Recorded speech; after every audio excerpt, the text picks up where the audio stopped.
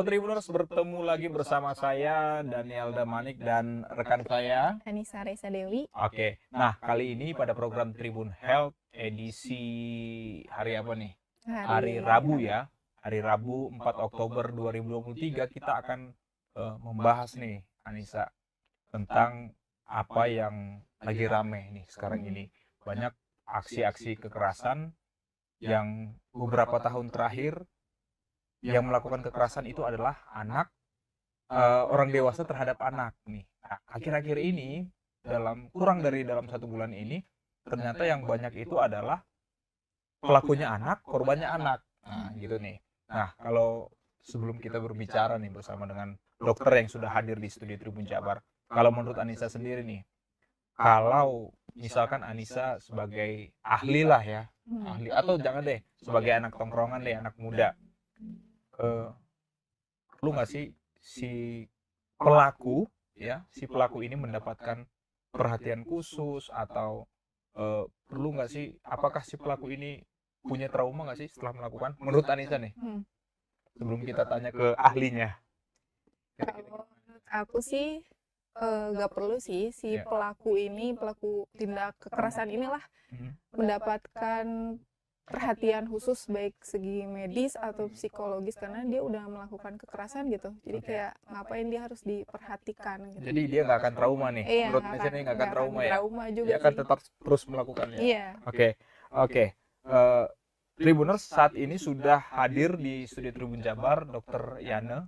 Halo, dokter. Ya. Apa kabarnya? Apa kabar? Sudah lama, Luar puluhan biasa. tahun ya? Belum lah ya. Puluhan tahun nih kita. Oke, dokter. Tadi di awal kita sudah berbicara dengan Anissa ya, terkait dengan dia sepertinya nggak setuju nih dok ya terhadap pelaku kekerasan terhadap anak, dan pelakunya ini anak nih, pelakunya anak nggak setuju untuk mendapatkan sentuhan khusus, perhatian khusus, dan Anissa juga mengatakan tadi nggak mungkin trauma ya, nggak mungkin trauma ya si pelaku ini. Gimana Nis? Apa yang mau disampaikan nih ke dokter nih? Emang iya dok, kalau pelaku pembuli ini dia tuh apakah harus mendapatkan perhatian khusus atau nggak perlu gitu dok? Ya, oke. Kita kembali dulu ke definisinya mungkin ya. Yang namanya bullying itu memang ini adalah sebuah pola perilaku, setuju ya? Dia adalah perilaku yang berupa kekerasan atau penindasan terhadap yang lemah.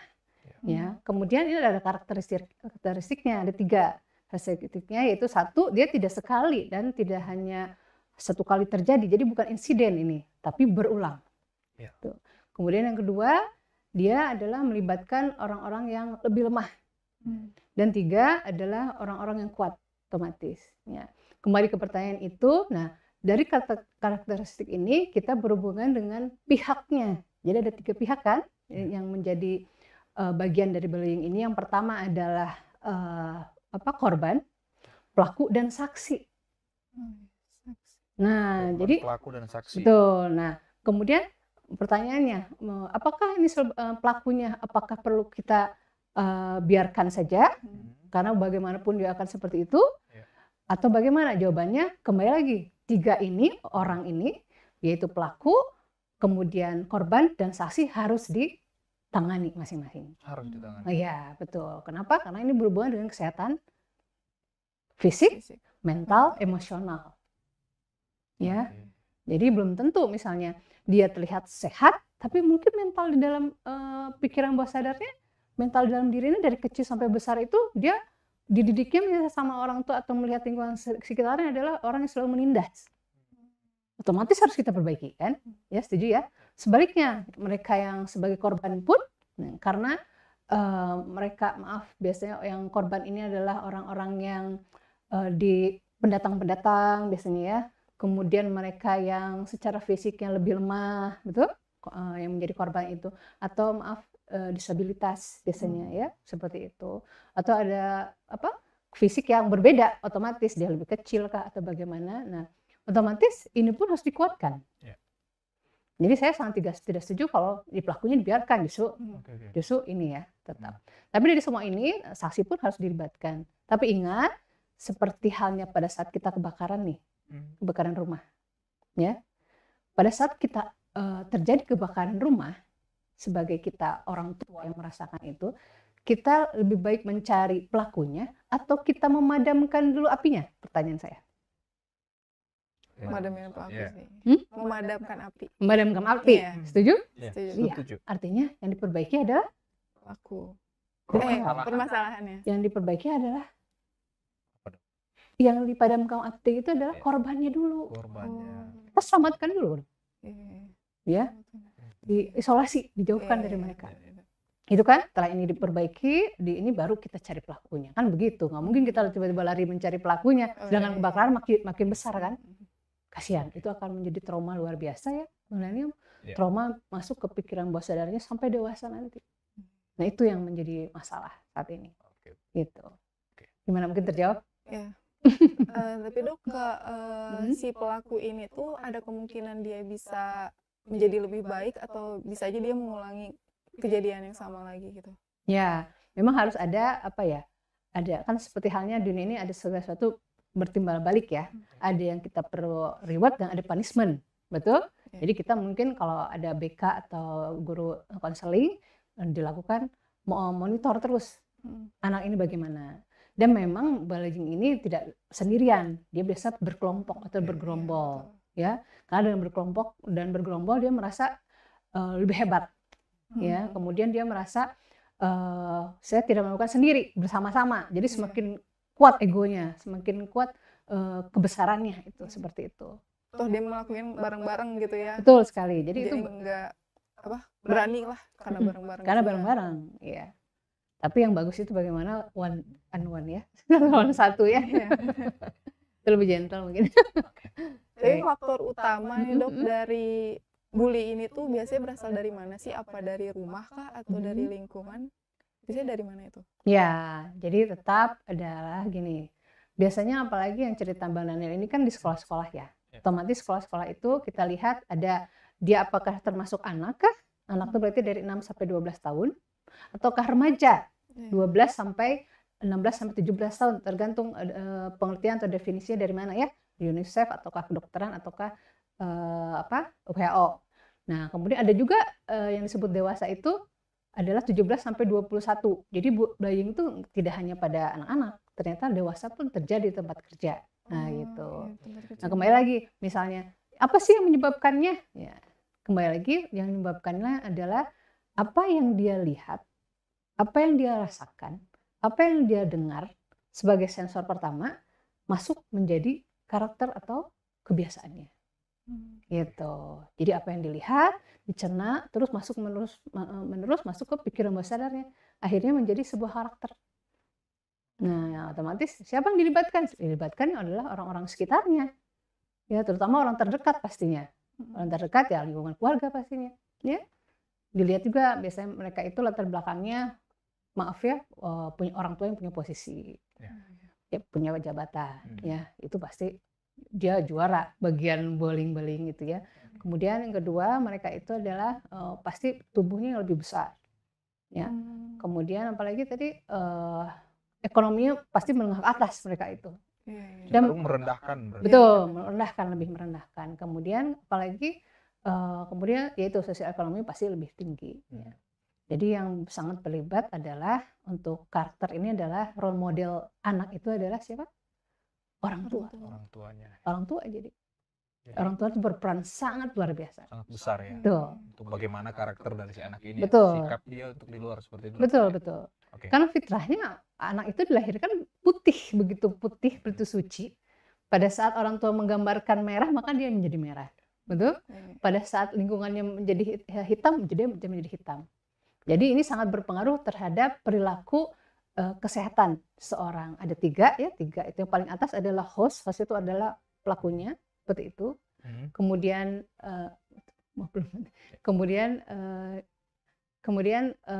agent penyebab penyakitnya, kemudian terakhir adalah lingkungannya. Nah, jadi itu sangat berpengaruh sekali. Ya. Jadi terjadinya suatu penyakit atau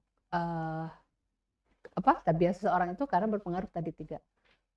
Jadi bisakah menjadi seperti itu ya karena itu tadi perilakunya, kemudian penyebab di daerah sekitarnya dan lingkungannya yang menyebabkan ini terjadi sifat atau karakter yang suka membuli orang gitu. Oke, baik dok. Ini menarik ya. Ternyata di dunia medisnya juga ya, ternyata harus diperlakukan sama. Sama Betul. seperti kami di dunia media ada namanya itu pemberitaan ramah anak. Jadi pelaku ataupun korban itu harus sama. Betul.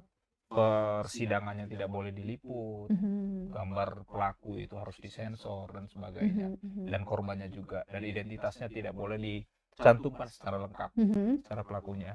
Nah, ini gimana nih dok perhatian yang kita harus lakukan kepada korban, ya, kepada korban bullying ini, korban kekerasan yang dilakukan oleh teman seusianya. Apakah porsi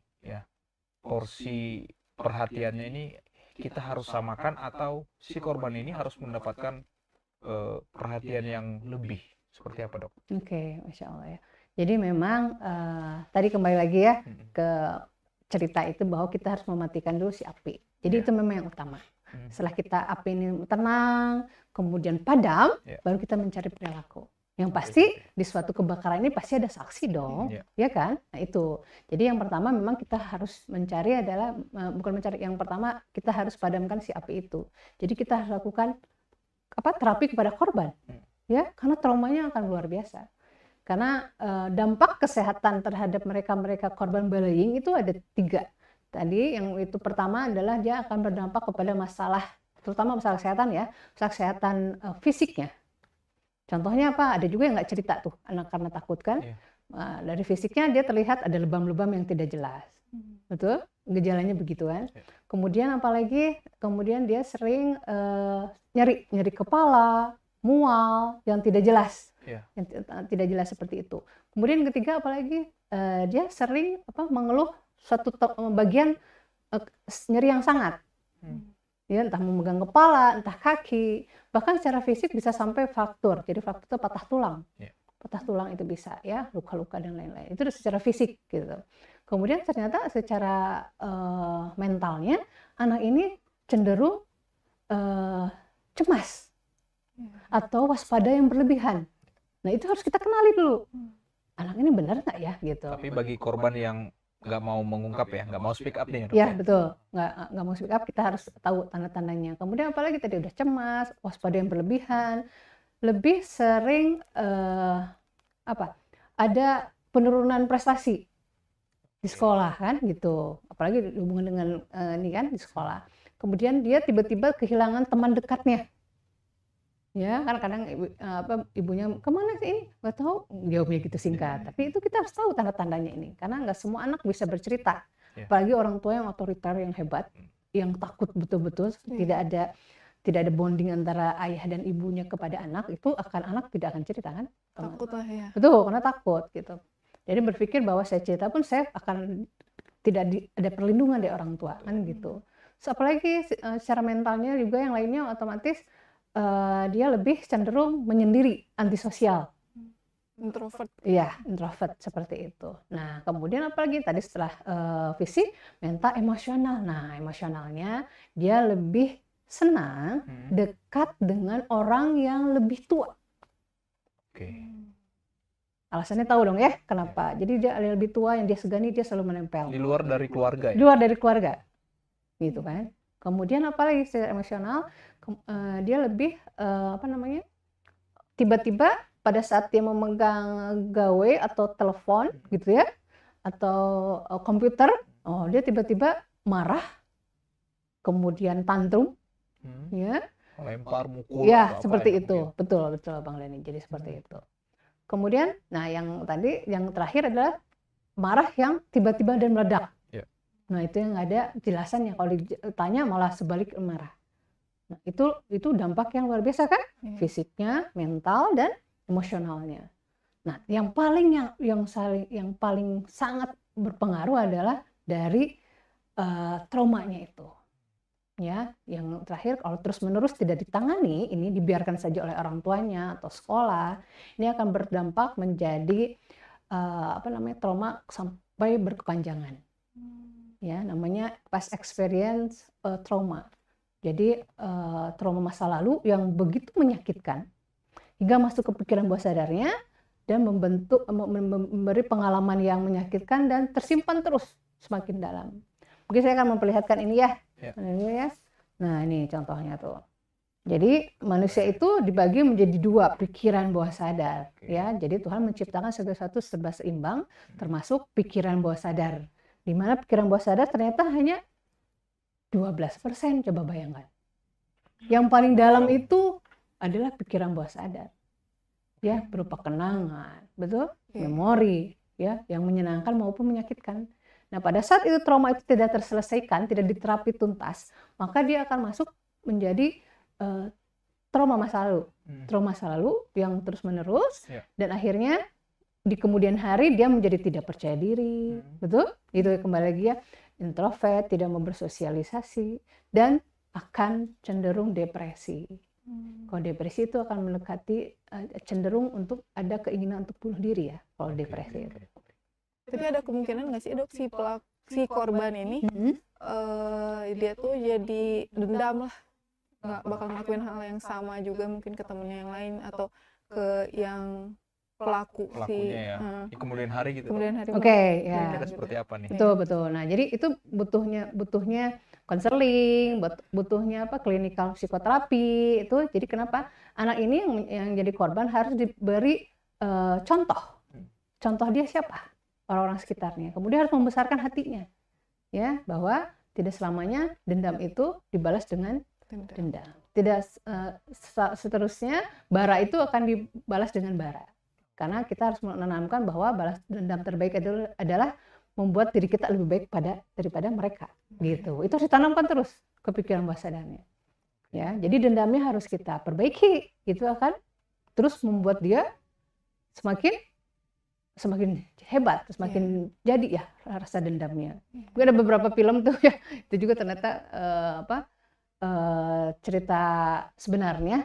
Jadi dia dendam di zaman SMA tuh ceritanya. Drama Korea itu. Ya, itu kan ternyata bener ya, terjadi gitu. Dia balas dendam tuh pas udah gede gitu. Udah besar. Dan akhirnya dia menciptakan bahwa saya harus lebih baik daripada mereka. Itu yang positifnya dia menjadi lebih baik kan gitu. Tapi ternyata itu membuat link-link tersendiri di pikiran bawah sadarnya dengan cara-cara lain yang tidak baik.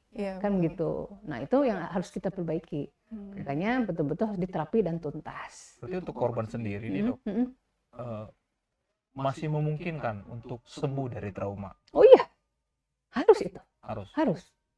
Kenapa? Karena pada saat sembuh dengan trauma dia akan kembali percaya diri, dia akan bangkit, akan kuat dan akan menjalani hidup lebih baik lagi. Dan itu harus disembuhkan. Jadi, baik, dok.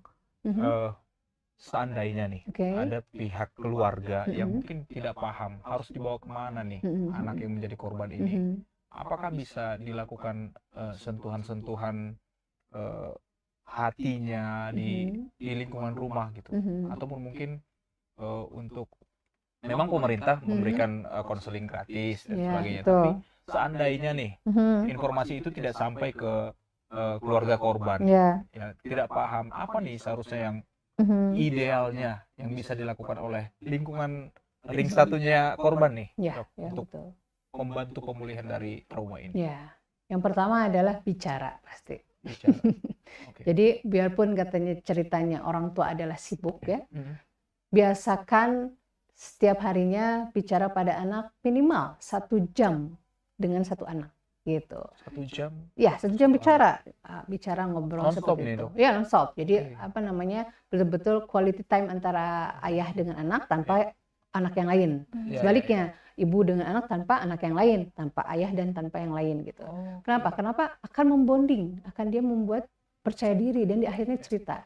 Gitu. Setelah itu, dekat lah itu. Jadi yang pertama tetap harus bicara, terbuka, belajar terbuka. Jadi apapun harus dicontohkan. Jadi pertama bicara dan belajar terbuka, kedua adalah orang tua harus menjadi contoh panutan. Jadi pada saat itu mungkin orang tua bisa bercerita bahwa saya pernah dibully dan lain-lain, tapi saya memberikan yang terbaik untuk mereka gitu ya. Ada beberapa kasus juga seperti itu, lagi kecilnya dia sering dibully sampai SMA pun seperti itu, tapi ya alhamdulillah pada Allah ternyata mereka yang dibully itu butuh orang ini gitu. Dan orang ini menjadi dokter gitu. Dia Iya, mau nggak mau kan, dia harus menolongnya. Nah itu harus menjadi contoh bahwa kita harus memaafkan, gitu kan. Pada saat kita memaafkan, kita bukan merubah masa lalu, tapi kita merubah masa depan kita lebih baik lagi. Itu harus ditanamkan terus. Oke, baik, Dok. Ini menarik ya, masalah seperti apa korbannya. Tadi juga Anissa sudah nanyakan tentang gimana sih dia di masa depannya seperti itu kan, akan trauma atau akan lebih parah lagi. Nah, selama ini nih Dok, dalam waktu dekat atau mungkin dalam tahun ini ya, pernah nggak sih dokter mendapat pasien atau yang menjadi korban atau pelaku korban bullying ini di tempat dokter melayani gimana? Ya, Masya Allah ya. Jadi ternyata dalam 2 bulan ini ada 3 orang ya sebenarnya ya. Usia di bawah umur? 15 tahun. Oh, masih di bawah umur. Jadi masuk SMA kelas 1, ada SMP kelas 1, dan SD. Yang SD perempuan ya, gitu. SD? Ya, betul. Korban? Ya, korban. Semua korban yang datang ke saya korban. Dan mereka pun minta agar tidak diberitahu ke sekolah. Saya nggak bisa seperti itu. Saya bilang hubungi konselingnya. Harus tetap ada keterbukaan. Harus ada terbuka gitu kan. Pihak yang berkaitan ya. Berkaitan, harus dicari orangnya. Dan tadi situ kita lakukan terapi anak-anak ini karena memang dia stresnya terus berlebih. Gelombang otak betanya sudah terbentuk lah. Jadi sampai seperti apa sih, Dok? Betul. Jadi sama sekali tidak ada kontak mata. Jadi dia lebih menundukkan kepala, kan gitu pada saat bicara gitu ya. Pada saat ditanya siapa saja orang-orang terlibat pada saat kejadian ini, dia tambah merah, merona, bahkan tidak mau cerita gitu kan. Akhirnya ada teknik lain bahwa agar dia percaya, trust kepada saya.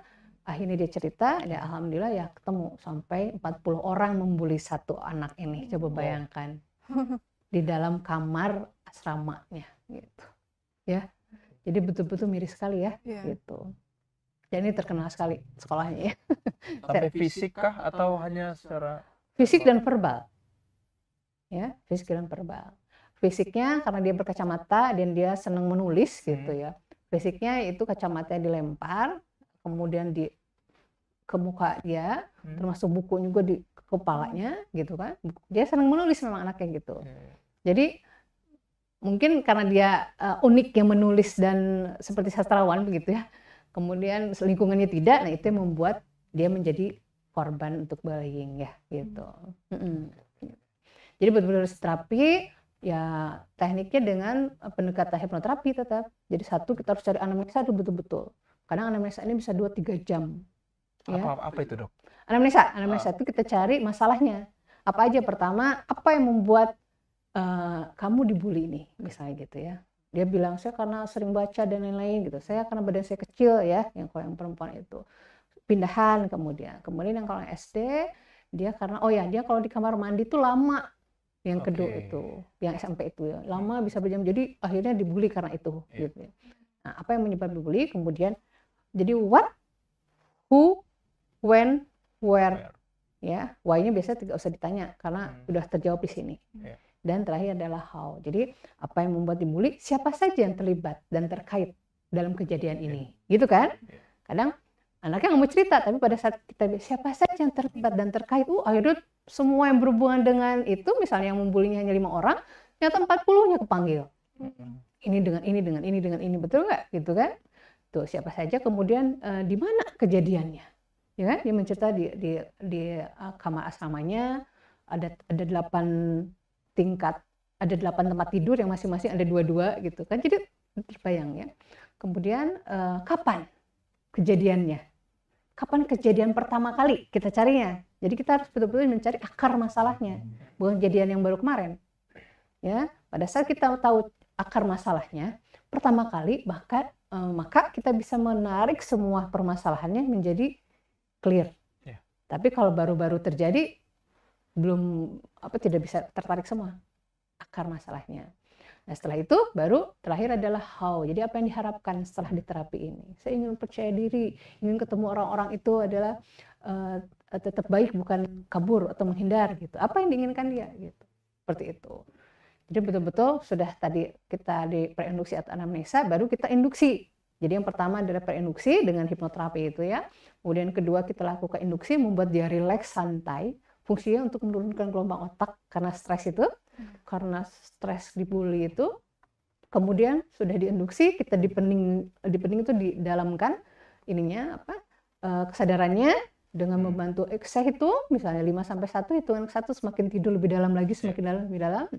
Setelah dia dipening baru kita terapi. Nah, terapinya ada 3 teknik. Nanti yang pertama kita regresi mundur ke kejadiannya. Mundur ke kejadiannya tanggal berapa, bulan apa, tahun apa. Kemudian teknik yang lain kita lakukan disosiasi. Jadi dia hanya melihat kejadian itu sebagai penonton. Kemudian setelah itu kita lakukan forgive. Nah, di situ ada teknik forgive juga. Setelah forgive, kemudian disugesti lagi, self image baru terminasi, diselesaikan tuh hipnoterapinya. Kemudian kembali ke masa sekarang. Gitu. Jadi feel-nya yang harus hilang. Kira-kira berapa lama sih dok pemulihannya dari awal sampai akhir gitu? Itu ya, kalau disebut pemulihannya dari awal sampai akhir, memang kalau terapi ini karena berhubungan dengan ini tadi ya, pikiran bawah sadar itu, jadi minimal 21 hari atau selama 3 minggu itu harus terus diterapi.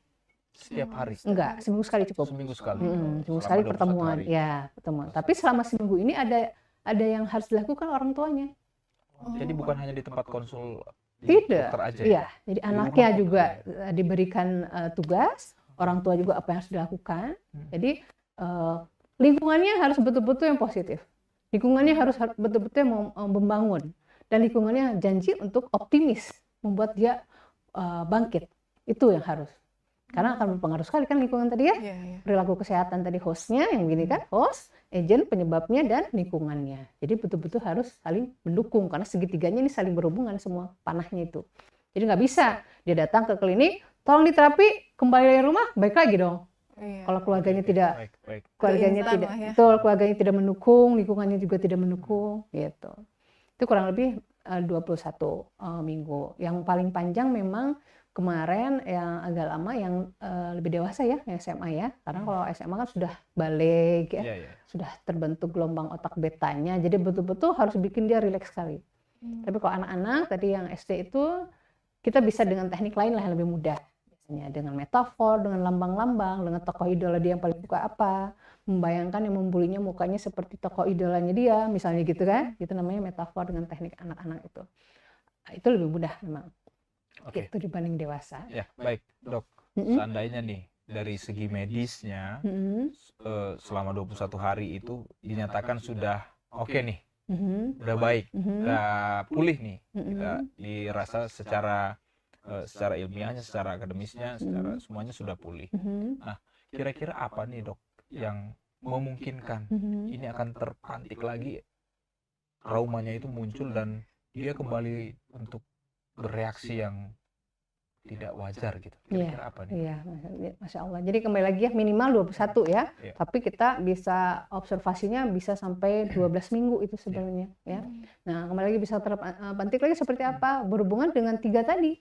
Apakah betul-betul dia ketemu lagi dengan si pelaku? Ya. Kemudian kedua, dia melihat orang lain diperlakukan seperti dia pada saat itu.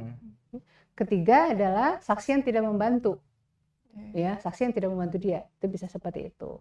Tapi paling tidak pada saat tadi Bani bilang bahwa dia tiba-tiba terpantik lagi si ininya, rasa itu dan memorinya pada saat diteruskan di rumah, ya misal teknik ini orang tua membantu, insya Allah dia lebih baik. Karena proses hipnoterapi ini akan berjalan berhasil jika si suyetnya, jika memang si anak yang mau, bukan orang tuanya. Jadi benar-benar harus dibuat dulu anaknya mau dulu karena keinginannya, gitu. Ya. Artinya harus tetap dijaga. Betul, ada orang-orang yang ada pihak-pihak yang harus bertanggung jawab untuk mendampingi secara konsisten seperti itu dok ya. Betul. Selain dari pendampingan hukum, selain dari pendampingan dari tenaga medis dan orang tua itu paling sangat dibutuhkan ya dok ya. Betul sekali. Untuk penanganan ini. Nah, ini menarik ya dok terkait dengan korban dan pelaku, khususnya pelaku ini di masa-masa sekarang ini kan si pelaku ini sangat-sangat di dibalikan nih dok. Jadi dia menjadi korban bullying di media sosial dan itu terlalu sangat-sangat sadis nih dok. Komentar-komentar terhadap pelaku yang dilemparkan terhadap pelaku. Apa nih dok yang mungkin bisa disampaikan ya kepada netizen ataupun mungkin kepada pelaku nih? Karena mungkin kalau berhadapan dengan hukum biasanya misalkan di pihak kepolisian itu mereka tidak pakai baju dinas nih dok untuk menyelidiki gitu ya, dan hakim juga tidak berjubah biasanya di pengadilan dan ruangannya khusus dibuat semenarik mungkin dan senyaman mungkin. Yang paling berat itu adalah berhadapan dengan netizen media sosial. Seperti apa nih dok?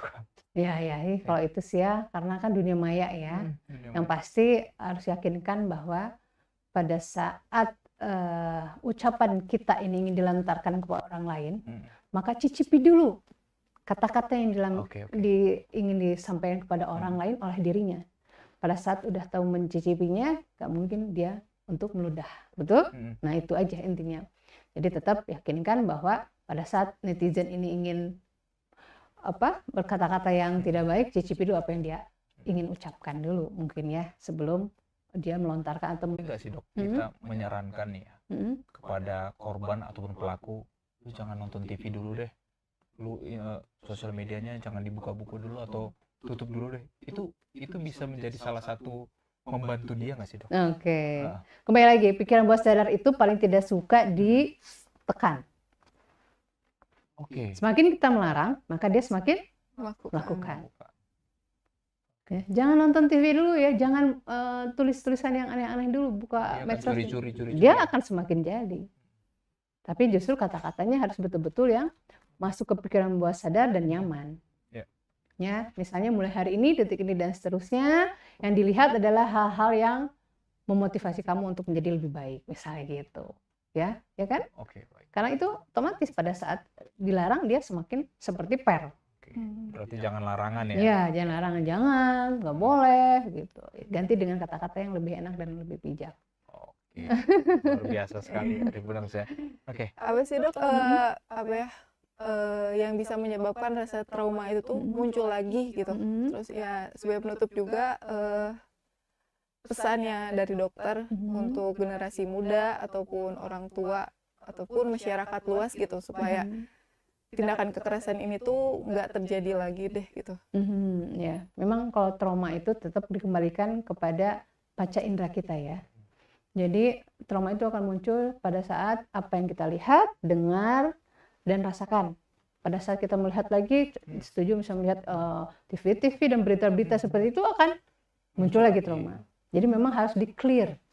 Ya, pada saat dia terapi, dia betul-betul harus clear dari media sosial, betul-betul. Kalau bisa keluar aja dari itu semua ya, untuk dia menjadi lebih baik lagi.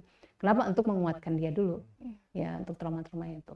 Kemudian apa lagi nih? Pesan kepada pesan orang tua nih, khususnya benteng utama nih, orang tua. Ya, orang tua ya Mas Alo.